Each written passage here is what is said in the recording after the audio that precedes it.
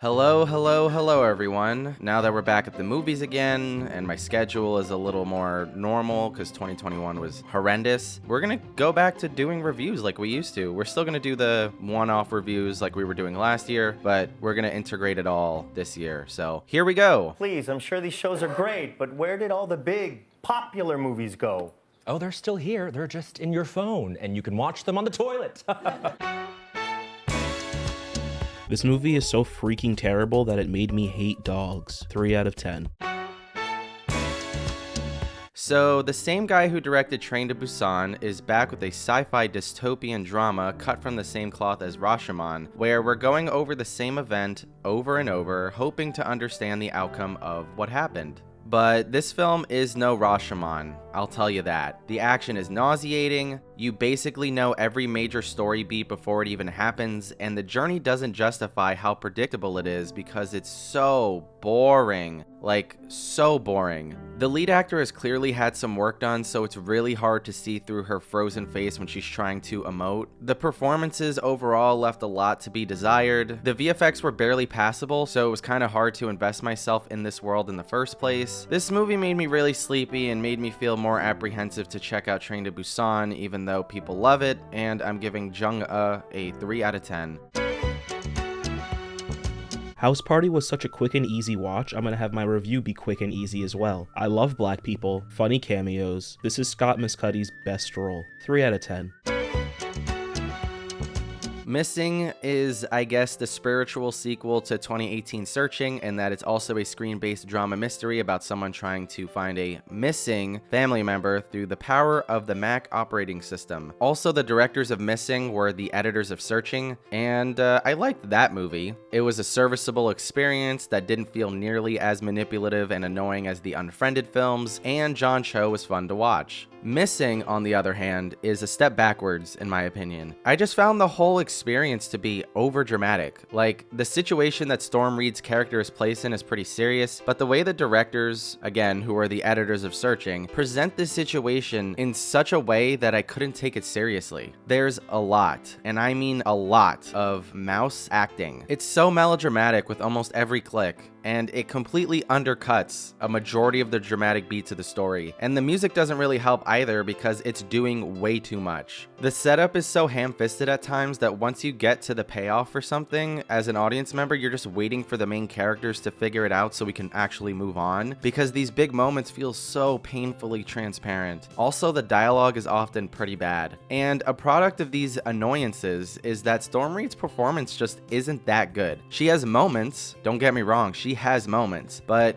I'm not with her the whole time emotionally. She's forced to look directly into the camera for the FaceTime scenes, and it looks so unnatural. Why are actors in 2023 still being forced to look directly into the camera when no one does this? It's so stupid. And there's also just things with her character that doesn't help her performance and that I can't buy into this world or even who she is. Like the fact that her character keeps the FaceTime app on 24/7, which means that her camera is on the whole time and no one keeps their camera on if they don't have to. But also, it's a bad way to set up other things in the story. It's just dumb. It feels like her FaceTime camera is on the whole time for the same reason MCU actors never have their mask on in the middle of crime fighting. But what Missing has going for it is that there are so many twists and turns that it's never that boring. And one final thing, did no one have two-factor authorization on with their phones? Like, at all? Whatever. Anyway, I'm giving Missing a 4 out of 10. I'm so sick of these on a computer screen movies, it's so annoying. Missing started off fine, I guess, but then it got really stupid. And then the third act happens and it gets even more stupid than that. It really derails in the third act. I was so annoyed. Throughout the whole movie, these people would look directly into the cameras while they were talking, and it was so weird. It completely takes you out and makes you remember that this is just a movie and nothing real. How is this girl June so smart and so stupid at the same time? It's crazy. She can solve the mystery of mysteries, but also, why is she letting this man in her house? Call the police. Like Searching before this, I'll probably forget about this movie. The inevitable next one better be above average though, I swear. This one's a 4 out of 10.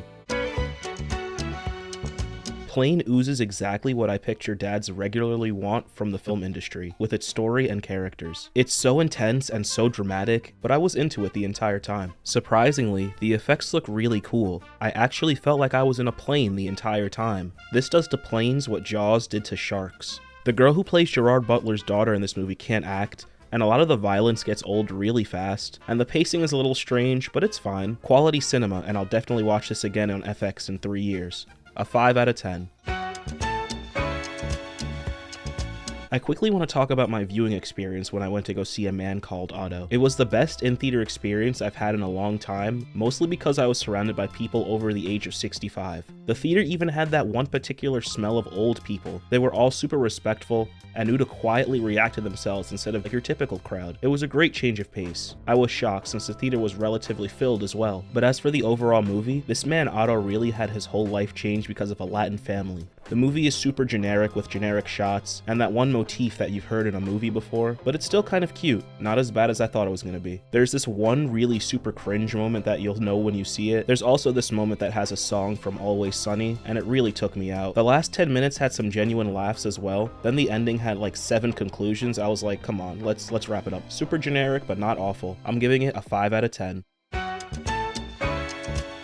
That 90s Show is the Netflix sequel to the incredibly iconic sitcom That 70s Show. It was a big part of my childhood, and since I've seen this new show, I've gone back to watch it, and honestly, it holds up pretty well. Obviously, there's some cultural insensitivities and, social things and all that, but it uses filmmaking techniques that you don't see a lot of sitcoms actually try. It's a visually dynamic show overall, and every performance is, like I said, iconic. That 90s Show, on the other hand, is a little rough. The first half of the pilot is genuinely really bad, but there was a joke with Eric and Red at the end that made me laugh out loud cackling, so I just decided to give the rest of the show a whirl, and so far it's pretty mid. It's not boring, but all the things that I mentioned that made That 70s Show great doesn't really exist here. They ruined the, again, iconic 360 shot by filming everyone separately with their own coverage and then doing camera stitches in post that look horrendous and ruin the flow of what the shot was supposed to do. And also the acting just feels disjointed because everyone's acting basically by themselves and they're not trying to dance together within the flow of the shot. Overall, the show is just really ugly, and That 70s Show was shot on film, and this was clearly shot on digital because it looks like shit, and not everyone can light digital, but you'll hear me rant about that in a later thing that I will be announcing later. Not in this video, but just at some point in time. A lot of the characters are basically a version of the original group, and they don't have clearly defined anything about them yet. But going back to season 1 of That 70s Show, they were still trying to figure themselves out, and by the time season 2 came around, they had it all down.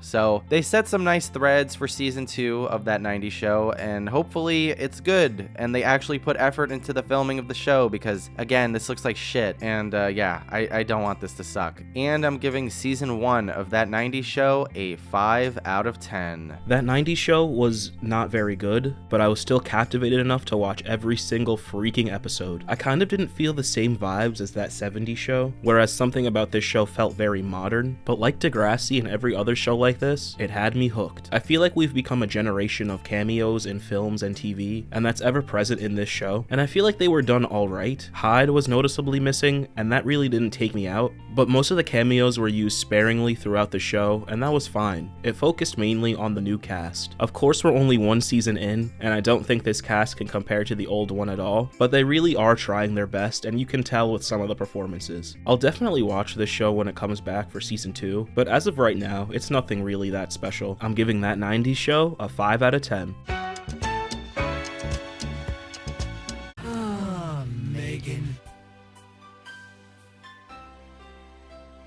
M3GAN is the movie that no one could stop talking about before it came out because of that one dancing shot in the trailer, and it was not worth the hype. M3GAN's existence is clearly living in the shadow of James Wan's insane gonzo horror action comedy Malignant, but with none of the flashy visuals that made it such a memorable experience or any of the twists and turns that made it worth recommending to your friends. M3GAN is a bland, safe, predictable, and poorly acted film that could have had a lot of potential. I just didn't hate this as much as the other films I talked about in this video, and I think it made me chuckle a couple of times, but I don't think anyone will will be really talking about M3GAN ever again, besides, you know, when it comes up in passing, like, oh yeah, remember that, and then moving on. All M3GAN really has is that one shot that I talked about earlier that no one could stop talking about, and every potentially funny or horrifying scene is silly if you actually think about it and don't listen to the music that's clearly manipulating how you're supposed to be feeling. And yeah, it's just it's not good. It's not that great. It's fine.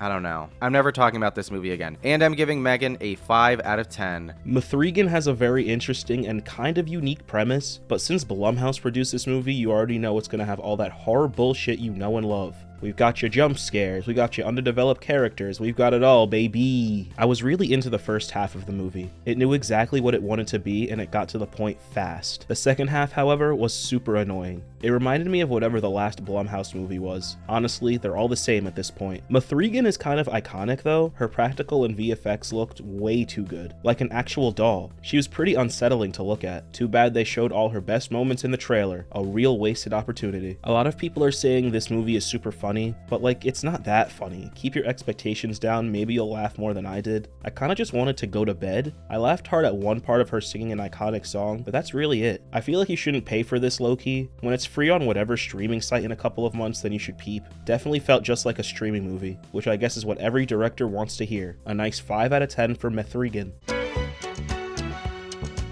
You People is the directorial debut by Kenya Barris, the creator of Blackish. He also wrote Girls Trip, the Shaft soft reboot, say that 3 times fast, the Robert Zemeckis Witches remake, and he also co-wrote this film with Jonah Hill, who stars in it as well. Now, the premise on its own could have been a nice and much needed update to Guess Who's Coming to Dinner, but this is just 2 hours I can't get back, and a film that will ultimately be lost in the abyss of Netflix's catalog. The approach to quote-unquote cringe comedy in isolation is really challenging and well done, but as a full package, You People is a clumsily made mess. Dramatic obstacles are placed in front of the characters and all but one of them are completely ignored to move on to the next bit. Like, if you want to have your cake and eat it too by being a comedy with emotional stakes, maybe fucking, I don't know, be more concerned with showing us why this couple should stay together or why they love each other in the first place and why the anti-Semitic dad and the sorority racist mom are actually good people, instead of being worried about making a whole scene using the "who was in Paris" joke from 3-year-old Reddit and Twitter memes. As a romance, it's not as involving emotionally as better rom-coms, and as a satire, it's not that smart either. Black Dynamite made better social commentary with one joke than this film does over the course of its 2-hour runtime. I wanted to like You People, but it's not up to me if the movie is good or not. There just wasn't enough time or attention put into the experience from an aesthetic or narrative point of view. The editing is god-awful at times, and the cinematography is often vomit-inducing. You People is really disappointing, and I'm giving it a 4 out of 10. You People was really not as terrible as I thought it would be. Some of the racially charged jokes are a little cringe, but overall it was kind of sweet and had some jokes that made me genuinely laugh. The dinner scene was the peak of the movie, and you can tell whoever wrote that script went off, but I genuinely had a great time. A nice 6 out of 10. If you enjoyed this video, hit the like button. If you agree or disagree, tell us in the comments. Subscribe if you haven't already, share with your friends, do all the things. Got a lot of other stuff coming soon. Okay, bye-bye. You have to get past the Avengers and Marvel shit at some point, okay? Other